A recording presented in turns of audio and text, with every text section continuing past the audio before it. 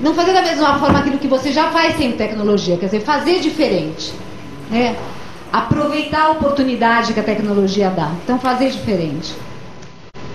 Personalizado e em escala. Eu acho que essa oportunidade de você encontrar quem entenda e quem te interprete num mundo tão amplo é muito difícil. E essa questão do Paulo Freire de dizer que a gente mediatizado, né, o mundo que o mundo oferece hoje, que é a tecnologia, e que é dessa forma que a gente interpreta o mundo. Eu queria agradecer a presença da editora aqui, em nome da representante da assessoria pedagógica, Flávia Aidar, aqui da Ática da Scipione.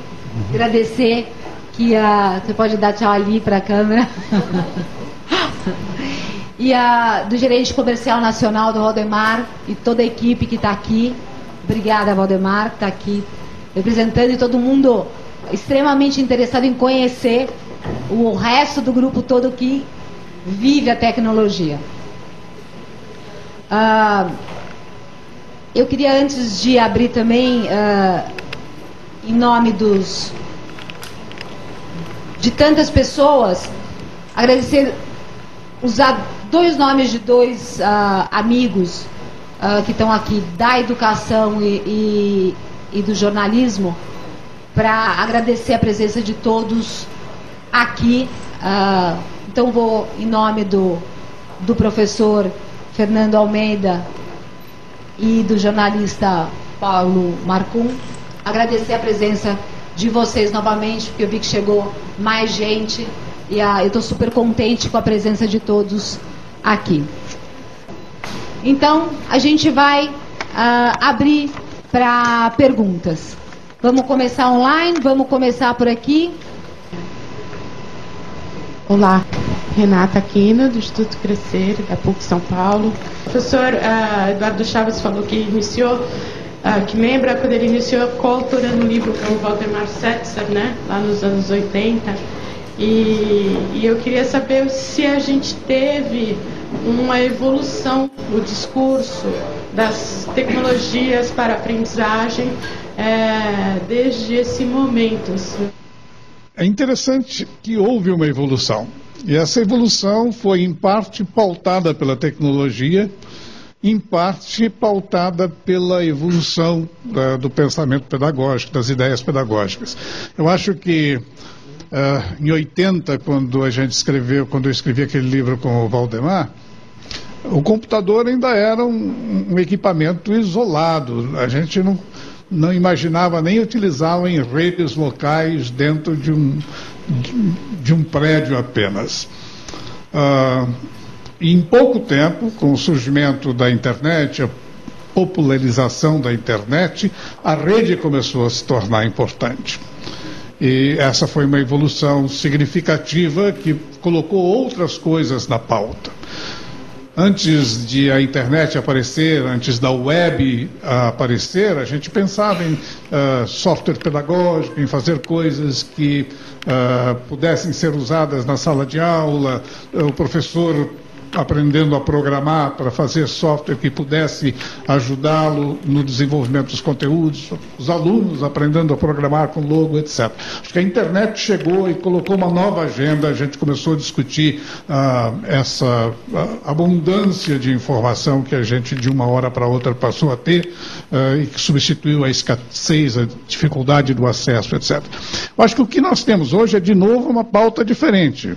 A internet, vamos chamar Web 2 ou qualquer coisa desse tipo, ela colocou a interação na ordem do dia. Não é mais o acesso à informação apenas, é a interação, é a discussão, é o diálogo, é o compartilhamento de informações, a troca de experiências, a aprendizagem colaborativa. Isso tudo é discurso novo que a gente não tinha na década de 80.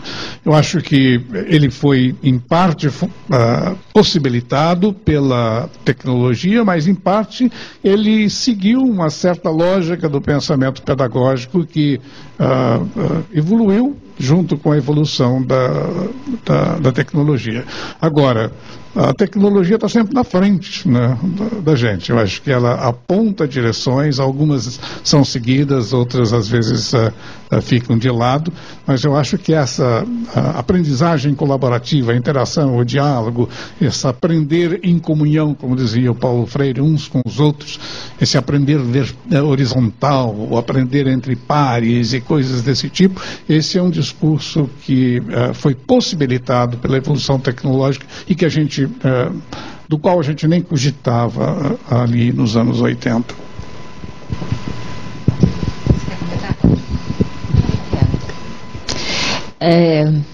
Eu comecei a pensar sala de aula, né? Então, como uma coisa como essa, de aprender em colaboração, aprender coletivamente, aprender em grupo, é uma mudança que, para além da tecnologia, é uma mudança de concepção de educação. Se o professor não entender que ele não precisa ele ter o tempo todo o controle do que está sendo discutido, do que está sendo falado, do que o conteúdo é dele, o vertical, dizer, também não adianta a tecnologia. Por isso que eu coloquei no começo essa ideia de inverter um pouco a lógica, da gente se submeter à lógica das redes, em vez de tentar submeter a rede a essa lógica. Então, acho que esse é um desafio. Isso está colocado, isso está sendo experimentado pelos jovens o tempo todo, eles estão fazendo isso, quer a escola queira, quer não.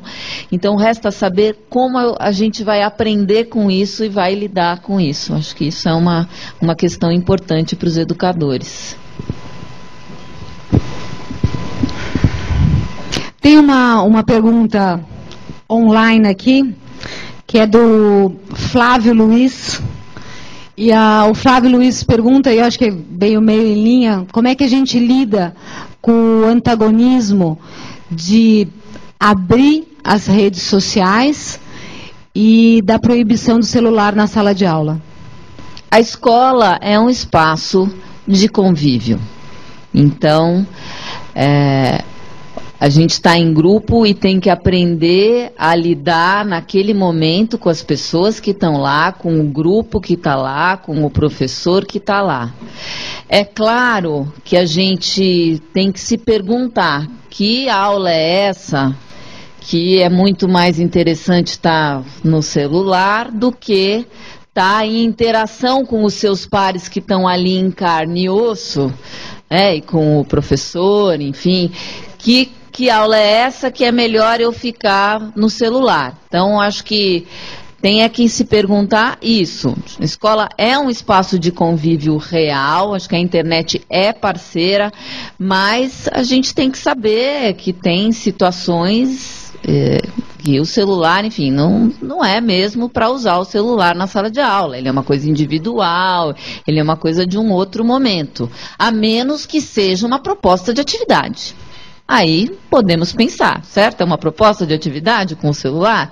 É algo que vai conectar? É algo que vai trazer algo de fora para dentro, para aquele coletivo? Tudo bem, mas se for algo que tira o aluno daquele coletivo que deveria estar construindo um conhecimento, discutindo alguma coisa ali, e ele então não é pertinente mesmo. Bom, eu acho que o problema não é só da escola, né? Eu tenho participado de muitas reuniões no ambiente corporativo em que todo mundo está com seu computador, seu notebook, com seu telefone, e a reunião tem lugar, ela acontece, ela prossegue e a maior parte das pessoas está escrevendo no computador ou teclando no telefone. Isso aborrece algumas pessoas. Eu já vi muitas vezes alguém dizer, por favor, fechem os computadores, desliguem os celulares, porque tem pessoa que não convive bem com isso. Outras pessoas convivem relativamente bem. Eu acho que na escola, até agora, a tendência tem sido não conviver, ou seja, não se permite. Não é? Eu vi um livrinho escrito sobre essa computação 1 a 1, em que cada aluno tem um computador, em que se recomendava que o professor tem que ficar em controle. E ele deve tomar as providências para que, quando ele estiver falando, os alunos abaixem a tampa do notebook a um ângulo de 45 graus. Eles especificavam o ângulo. Né? Então, não resta dúvida que não é confortável você estar participando de uma reunião ou dando uma aula e ver as pessoas aparentemente distraídas, não prestando atenção no que está acontecendo. No entanto, a minha experiência tem sido, depois de participar de centenas de reuniões na Microsoft, onde todo mundo usa o computador durante as reuniões, é que parece que as pessoas estão distraídas. Mas as pessoas estão sintonizadas no que está acontecendo e basta alguma coisa ser dita que afeta os interesses dela ou que mexe com alguma coisa que elas consideram importantes, que elas acordam imediatamente, passam a participar, etc.